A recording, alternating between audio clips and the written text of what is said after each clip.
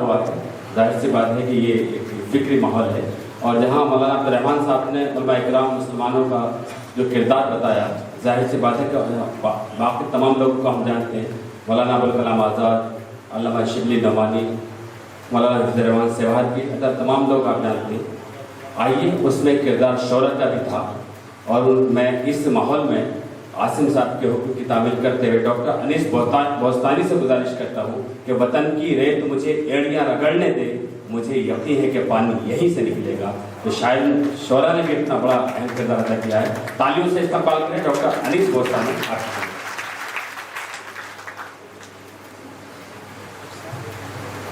السلام علیکم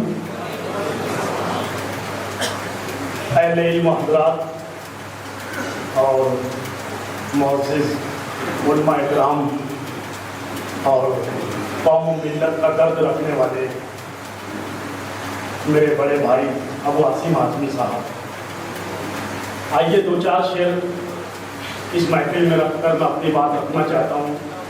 مسئلہ یوں ہے کہ لکھے تو اور کیا لکھیں، بس اپنی جان لکھتے تھے۔ لکھے تو اور کیا لکھیں، بس اپنی جان لکھتے تھے، ہزاروں سال سے مٹی کو ہندوستان لکھتے تھے۔ لکھے تو اور کیا لکھیں، بس اپنی جان لکھتے تھے، ہزاروں سال سے مٹی کو ہندوستان لکھتے تھے، اور شہنشاہوں کے قدموں میں زمانے بھر کی دولت تھی۔ شہنشاہوں کے قدموں میں زمانے بھر کی دولت تھی، کبھی ٹوپی وہ سیتے تھے، کبھی قرآن لکھتے تھے۔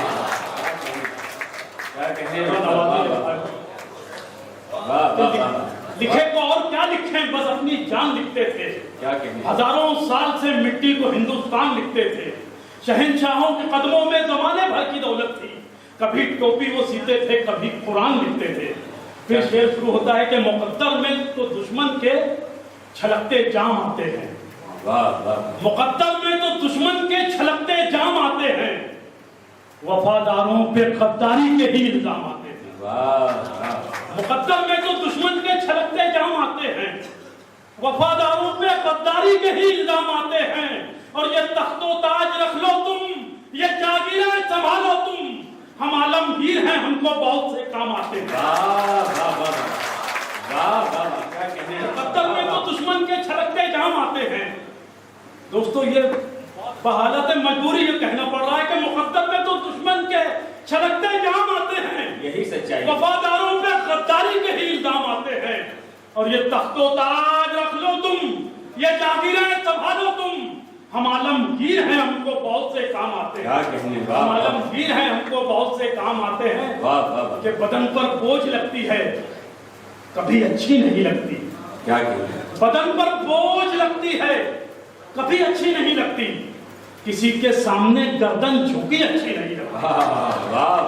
بدن پر بوجھ لگتی ہے، کبھی اچھی نہیں لگتی، کسی کے سامنے گردن جھکی اچھی نہیں لگتی، اور بہادر ہو جو دشمن تو مزہ آتا ہے ٹکر میں۔ بہادر ہو جو دشمن تو مزہ آتا ہے ٹکر میں، ہمیں بزدل کے ہاتھوں موت بھی اچھی نہیں لگتی۔ استقبال کریں دوستو، بہت خوبصورت ایک تاریخی منظر ڈاکٹر انیس بوستانی آپ کے سامنے پیش کر رہے ہیں، اور تالیوں سے استقبال کریں۔ یہ عاصم صاحب کی محفل ہے جشن ہندوستان۔ ہمارے پیر پیغمبروں نے، ہمارے اکابرین نے یہی ہم کو سکھایا ہے، یہی پڑھایا ہے، یہی راستہ بتایا ہے، یہی حوصلہ دیا ہے، قربانی کا جذبہ، کہ بدن پر بوجھ لگتی ہے، کبھی اچھی نہیں لگتی، کسی کے سامنے گردن جھکی اچھی نہیں لگتی، اور بہادر ہو جو دشمن تو مزہ آتا ہے ٹکر میں، ہمیں بزدل کے ہاتھوں موت بھی اچھی نہیں لگتی، ہمیں بزدل کے ہاتھوں موت بھی اچھی نہیں لگتی۔ اور دو چار شعر پیش کر رہا ہوں۔ مسئلہ یوں ہے کہ بجھا کر روشنی دل میں اندھیرے ڈال دیتی ہے۔ کیا کہتے ہیں؟ ہمارا اپنا المیہ اور ہمارا اپنا ہندوستان، ہماری سرزمین، کہ بجھا کر روشنی دل میں اندھیرے ڈال دیتی ہے، غلط تاریخ سچائی پہ پردے ڈال دیتی ہے۔ بجھا کر روشنی دل میں اندھیرے ڈال دیتی ہے، غلط تاریخ سچائی پہ پردے ڈال دیتی ہے، اور ہماری بزدلی ترکیب گھڑتی ہے کناروں پر، ہماری بزدلی ترکیب گھڑتی ہے کناروں پر، दरियाओं में घोड़े डाल देते हैं। वाह वाह वाह, यकीनन वाह वाह वाह, उजागर रोशनी दिल में अंधेरे डाल देती है। क्या कहेंगे, वाह वाह।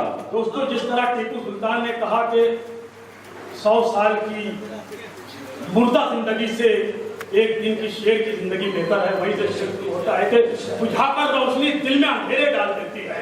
क्या गलत तारीख सच्चाई पे पर्दे डाल देती है और हमारी बुज़दिली तरकीब गढ़ती है किनारों पर। बहादुर कौम दरियाओं में घोड़े डाल देती है और पहुंचती है सदाकत बाद में फांसी के फंदे तक। क्या बात है, पहुंचती है सदाकत बाद में फांसी के फंदे तक। ये पहुंचती है सदाकत बाद में फांसी के फंदे तक। अदालत पांव में जंजीर पहले डाल देती है। पहुंचती है सदाकत, पहुंचती है सदाकत बाद में फांसी के फंदे तक।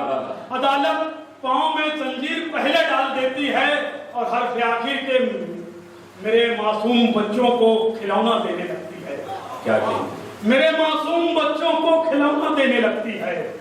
कहानी शाम होते ही दिलासा देने लगती है। वाह, मेरे मासूम बच्चों को खिलौना देने लगती है। कहानी शाम होते ही दिलासा देने लगती है। और जनाजा जनाजा जब भी टीपू का निकलता है वतन वालों, जनाजा जब भी टीपू का निकलता है वतन वालों, जवां मर्दी दिलेरी आके कांधा देने लगती है। क्या कहने भाई, वाह वाह, मेरे मासूम बच्चों को क्या कहने भाई, वाह वाह, मेरे मासूम बच्चों को खिलौना देने लगती है। वाह वाह, कहानी शाम होते ही दिलासा देने लगती है। वाह वाह। और जनाजा जब भी टीपू का निकलता है वतन वालों, जवां मर्दी दिलेरी आके कांधा देने लगती है। क्या कहें,